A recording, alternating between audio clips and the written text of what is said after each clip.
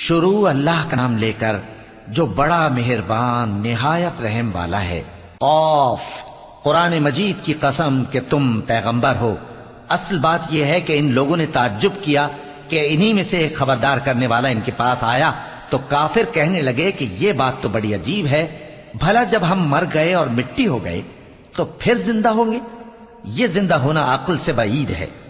ان کے جسموں کو زمین جتنا کھا کھا کر کم کرتی جاتی ہے ہم کو معلوم ہے، اور ہمارے پاس تحریری یادداشت بھی ہے۔ بلکہ عجیب بات یہ ہے کہ جب ان کے پاس دین حق آ پہنچا تو انہوں نے اس کو جھوٹ سمجھا۔ سو یہ ایک الجھی ہوئی بات میں پڑے ہیں۔ کیا انہوں نے اپنے اوپر آسمان کی طرف نگاہ نہیں کی کہ ہم نے اس کو کیسے بنایا اور سجایا اور اس میں کوئی شگاف تک نہیں؟ اور زمین کو دیکھو، اسے ہم نے پھیلایا اور اس میں پہاڑ رکھ دیے اور اس میں ہر طرح کی خوشنما چیزیں اگائیں تاکہ رجوع لانے والے بندے ہدایت اور نصیحت حاصل کریں۔ اور ہم نے آسمان سے برکت والا پانی اتارا اور اس سے باغ اگائے اور کھیتی کا اناج اور لمبے لمبے کھجور کے درخت جن کا گابھا تہ بتہ ہوتا ہے، یہ سب کچھ بندوں کو روزی دینے کے لیے کیا ہے۔ اور اس پانی سے ہم نے مردہ زمین کو زندہ کیا، بس اسی طرح قیامت کے روز نکل پڑنا ہے۔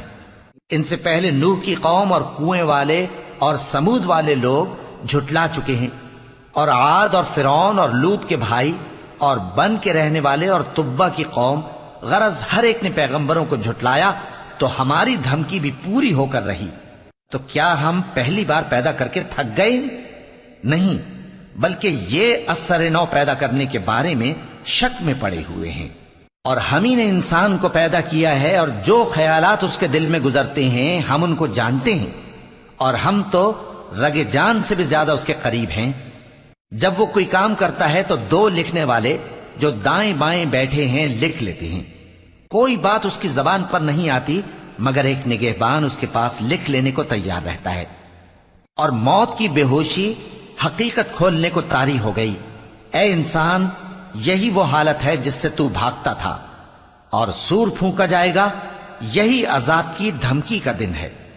اور ہر شخص ہمارے سامنے اس حال میں آئے گا کہ ایک فرشتہ اس کے ساتھ ہانکنے والا ہوگا اور ایک اس کے اعمال کی گواہی دینے والا۔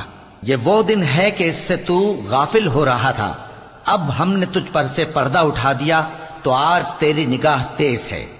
اور اس کا ہم نشیں فرشتہ کہے گا کہ یہ اعمال نامہ میرے پاس تیار ہے۔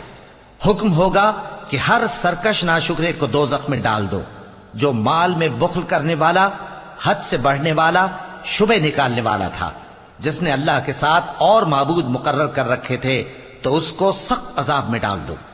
اس کا ساتھی شیطان کہے گا کہ اے ہمارے پروردگار، میں نے اس کو گمراہ نہیں کیا تھا بلکہ یہ آپ ہی رستے سے دور بھٹکا ہوا تھا۔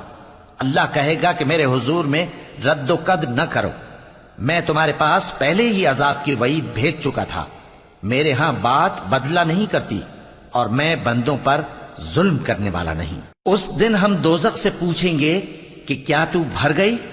وہ کہے گی کہ کچھ اور بھی ہے، اور بہشت پرہیزگاروں کے قریب کر دی جائے گی کہ ان سے مطلق دور نہ ہوگی۔